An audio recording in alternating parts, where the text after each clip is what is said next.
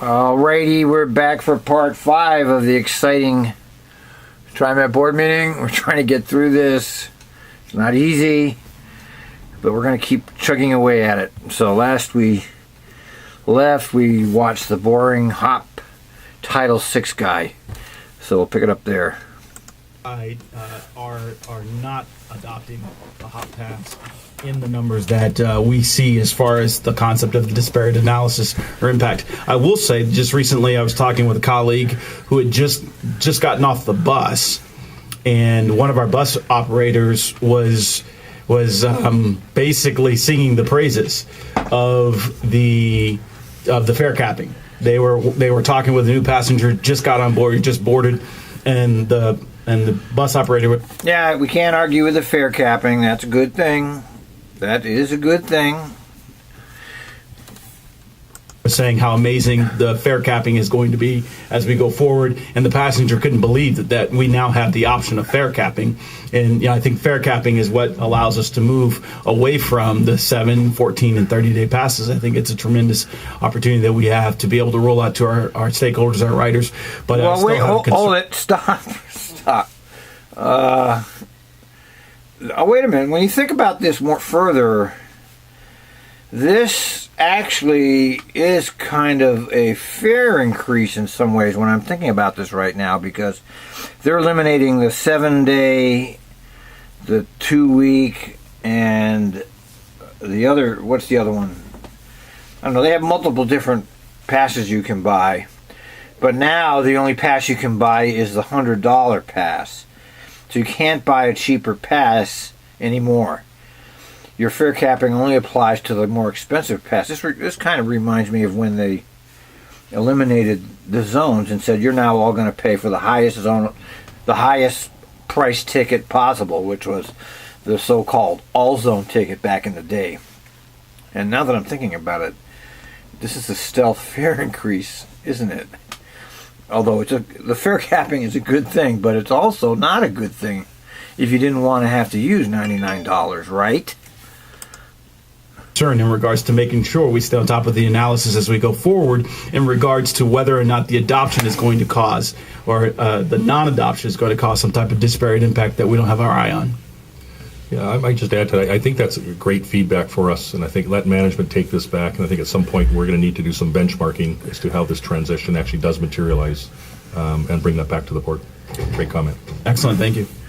I'm not going to put penises on Doug's head yet. We're going to give him a chance. I know he's a technocrat, and I know he's following an agenda. The general manager is kind of like the president. They can only do so many things. They don't have as much power as you think they do. But let's see how. I'm not sure. I know that he's a clone, and I know he's going to follow the agenda. But we're not going to start making fun of him yet. We're going to wait before that and see if he deserves it. Good comments. Other questions, comments? I guess I would just make one comment. You mentioned the outreach that you're going to do on the TVM and this transition.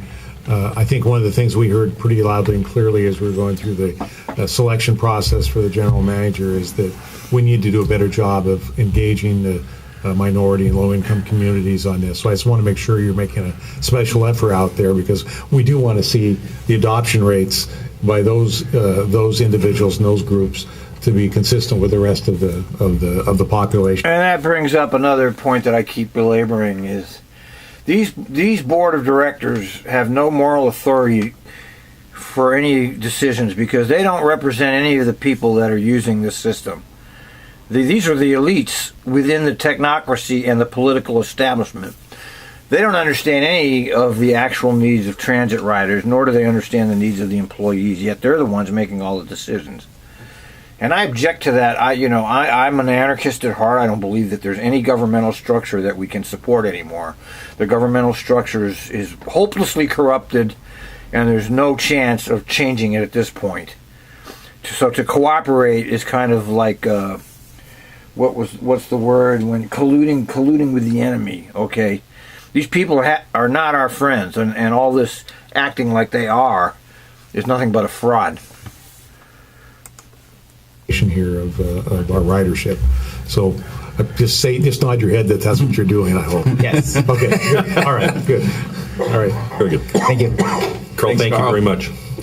Just continuing on with the general manager's report, I'd like to call up Patrick Price, our executive director of transportation, Okay, let's see. to cover now off. see this. I've heard all kinds of stories about him. I've known people that have met him, and he hasn't done anything good from what I've heard out here in cyber world. He's another pencil neck technocrat. Let's see. Let's listen to this guy. I'm glad I'm watching this. Off the quarterly performance reports for you. Overall, we do definitely continue to see progress in the overall performance of the organization. It's a tremendous amount of work that's going on throughout this organization on many, many fronts to help contribute to some of these results. So if I can, Patrick, just turn it over to you first. Sure, absolutely. Good morning, Board President, board members. Again, Oh, Patrick look at him now. Pricer, Executive Director of Transportation. In your packets, you should have a fourth quarter report, and I'm just going to walk through those and certainly welcome any He looks very Portland, doesn't he? questions that you may have. So just getting started here on the vehicle and system reliability section. Across the board, we saw preventative maintenance targets that exceeded the FTA requirements. We did see a slight decline in year-over-year performance. Some of that could be attributed to staffing, weather, and focus. Wait, you hear that? He said we saw a decline in performance. That's a decline in performance. Now he's going to roll out the excuses on heavy repairs. I would like to point out that for the preventive maintenance on the fair equipment, there's been 8 straight quarters of 100% performance, so that's just phenomenal. That's a lie. Okay, what do you mean? I've heard it on the dispatch. The TVM failed. He just said there's 100% performance. What is it? That doesn't mean they've been working on it, because they haven't been working 100% of the time. I hear it on the dispatch. All right, is that what he's trying to say? There's been 100% performance of the TVMs in 8 straight quarters. He must be meaning something else. Moving on to a mean distance between failures, which is another. I'm very excited to speak to this morning. The teams in maintenance have just been so focused, and we can clearly see that in the results. On the rail side, when we look to the previous year, mean distance between failure is actually up 22.9%. On our Type 2 vehicles, we are exceeding 50,000 miles. And on the Type 5 vehicles, we're exceeding 48,000 miles, he's talking about something. which is a huge accomplishment by the team. On the bus side, we're seeing similar results. We're up 27.7% compared to the previous year, and they're getting over 14,000 miles. I don't believe him. I'm sorry. Sorry, Patrick. You're lying, because I listen to your operation, dude. Okay, and I listen to it very methodically. I go through every single day by the hour. I mean, I know more about your operation than you do. I bet you don't listen to the dispatch, do you? You don't know what's going on, do you? But I do. I listen to this shit, and the breakdowns are just as often as I've ever heard. Moving on to service delivery, when we look at the previous quarters, I'm going to speak to on-time performance, which is a really good story as well. On the bus side, we're up 5.3%. On the rail side, we're up 4%. I wonder. Which puts us just under 87%. And when you just kind of look at that trend and the trajectory, it's just everybody's very, very excited about that. I don't believe him. And on the west side, I don't believe it. I just don't believe it. I've been tracking the Rose City Transit tracker. Where you can see a list of all the late buses, and I haven't been looking at that lately, but I have been listening. Okay, 87%. I don't know, man. I'd like to see how I'd like a forensic audit on his figures. Our OTP is up 3.1%, sitting at 96%. And again, a lot of this is 96. attributed to the collaborative efforts across functions and across divisions and departments on the continuous improvement teams. So, the teams will continue that good work. When we get into ridership, I won't spend too much time on that. I know Mr. Kelsey has already provided some background, but when we look at the previous year, rides per revenue hour were down 3%. On the bus side, 3%. we were down 2.3%. Max was down 3%. So total boardings in general were down 1.5% compared to the previous year. Some of that can be attributed to the increase in service hours. We boosted service hours about 1,350 hours weekly. Wait a minute. West was down. So why would a decrease in ridership be attributable to an increase in service? That doesn't even make sense. All right. Okay, Patrick, diaper boy. 4.3%, and Mr. Kelsey talked a little bit about the employment challenges and opportunities in that area. Moving on to operator support. Starting this month, we will begin reporting out on mayor strikes, even though that is considered minor.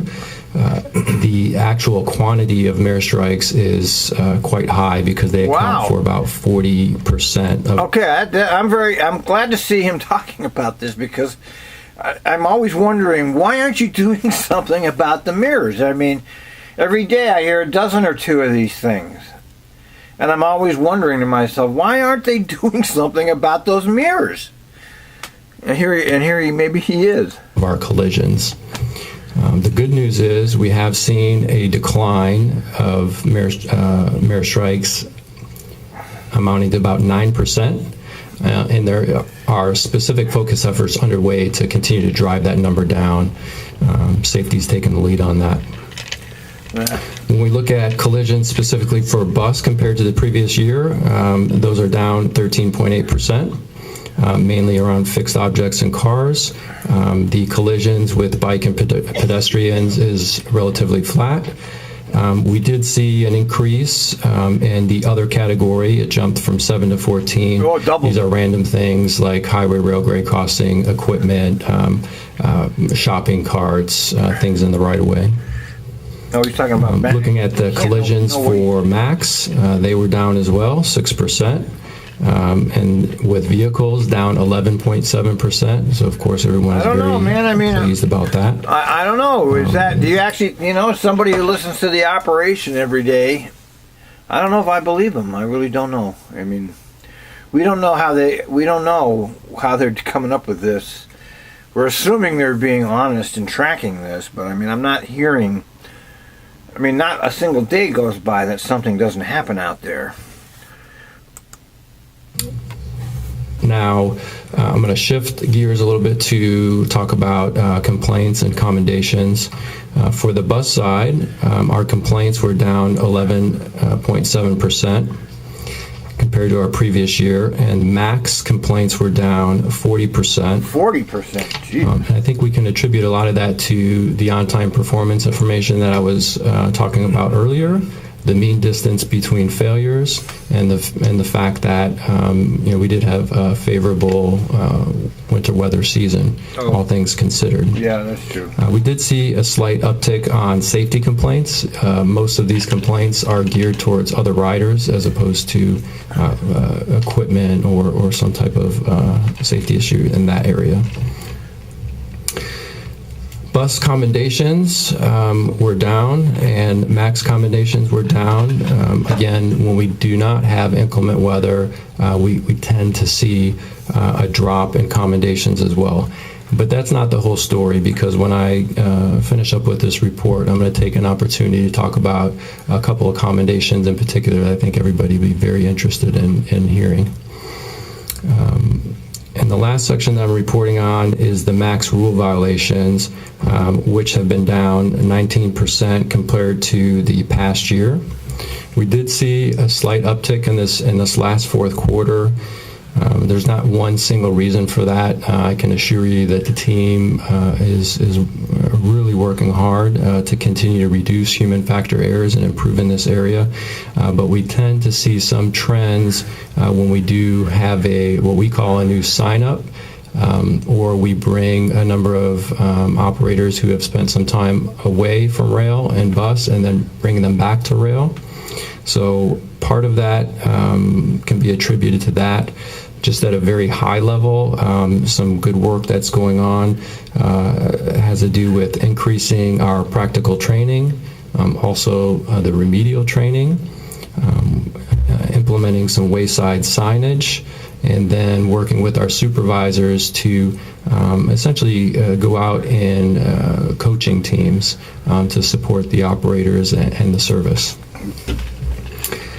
So before I move on to talk about commendation in particular, are there any questions about any of the information that I just covered? Please. I do have a question.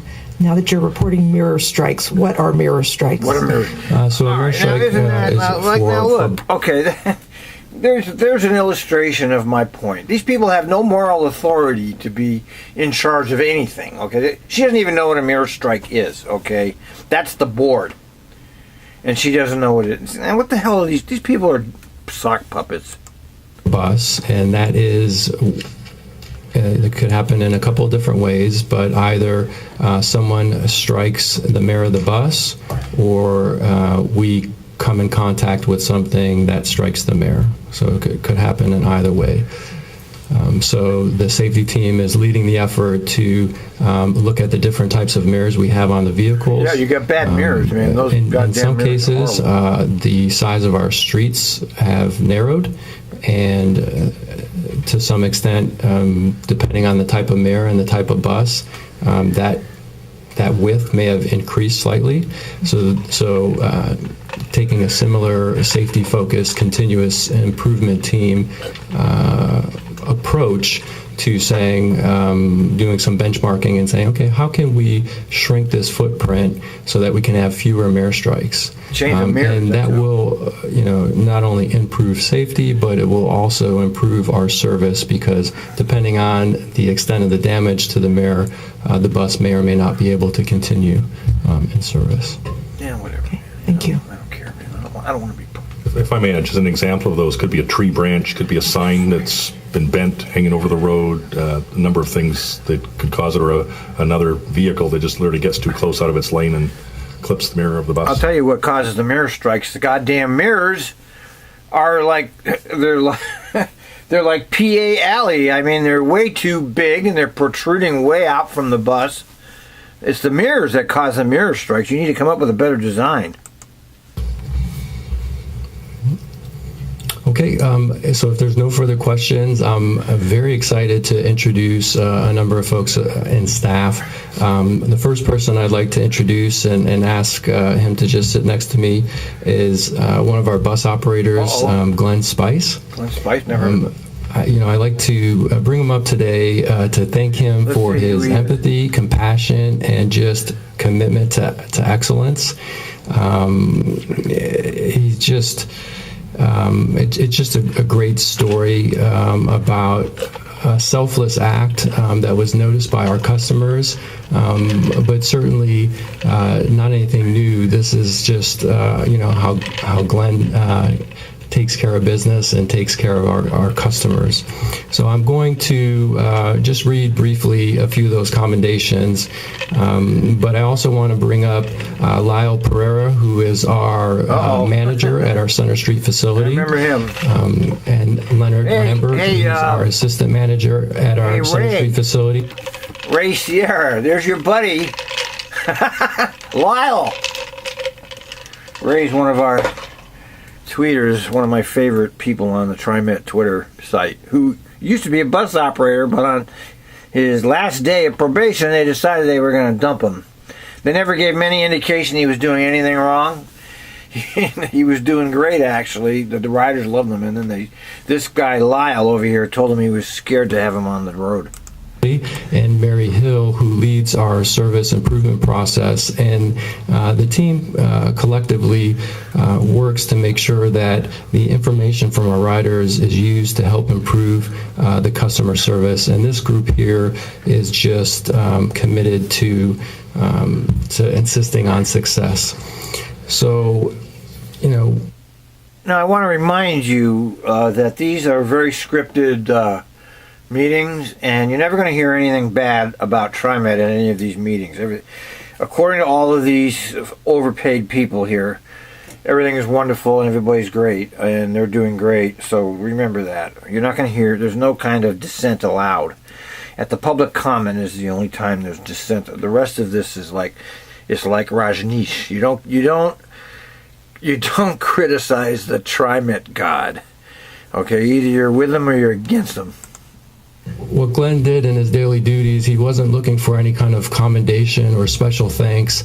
He just saw someone in need and essentially paid their fare, and also, gave away and shared his lunch with that individual who was clearly in need. And fortunately, we had some commendations come in, and I'm just going to briefly read those.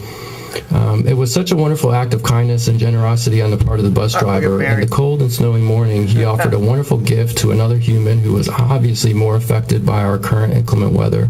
Yeah, let me get this right out. There's a lot of people doing a lot of acts of kindness out there, okay? I hear them on the dispatch.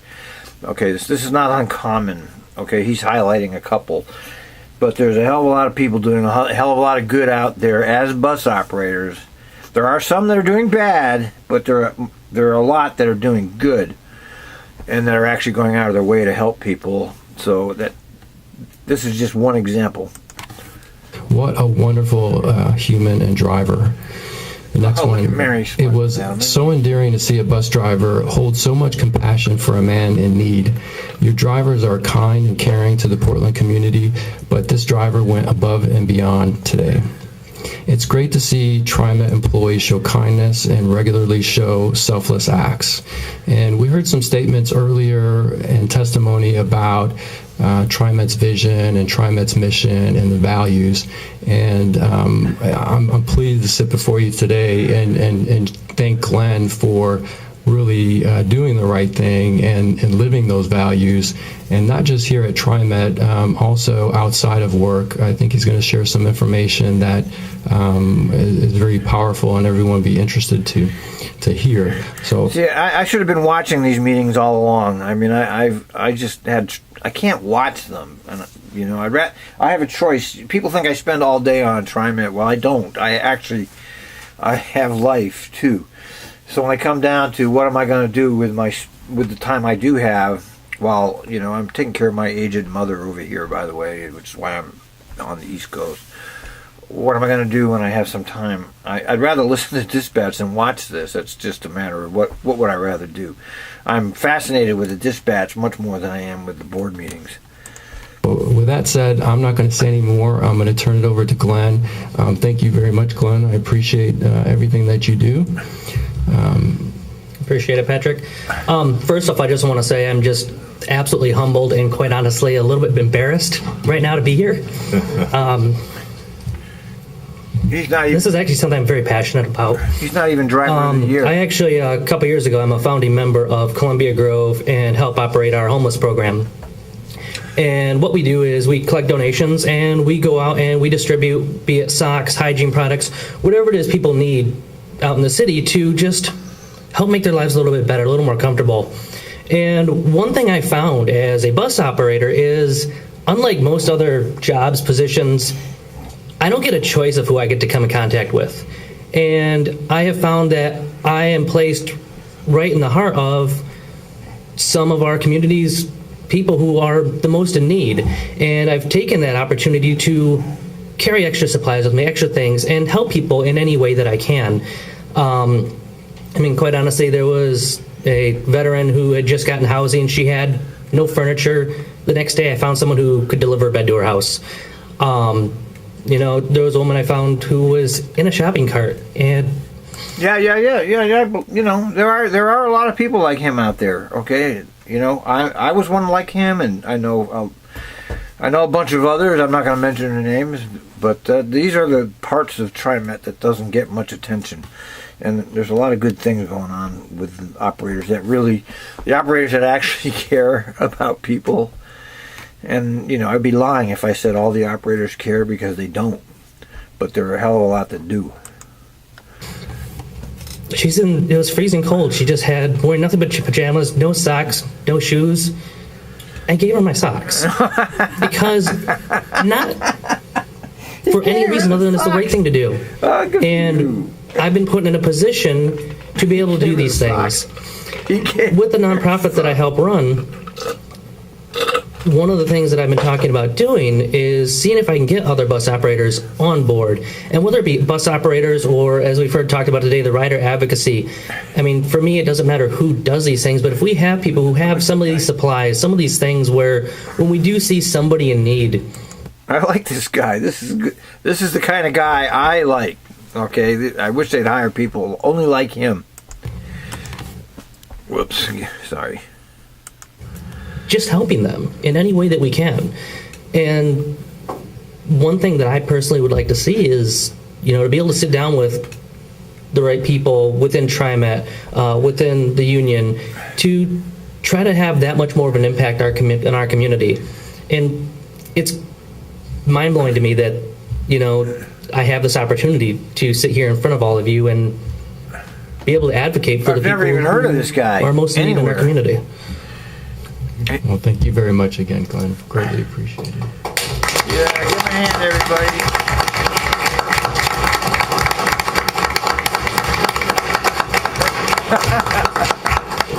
Okay. Yes, it's very nice. Thank you all. Who are all those other people up there? What? That's it? What about the other ones? I want to hear from Lyle. Yeah. Who's that black guy? Jeez, we're only going to hear from... Okay, that's a good place to stop. That's a tough act to follow. Yes. All right. Okay, well, that was very special, wasn't it? Okay, we'll cut it here and come back to the next part another day.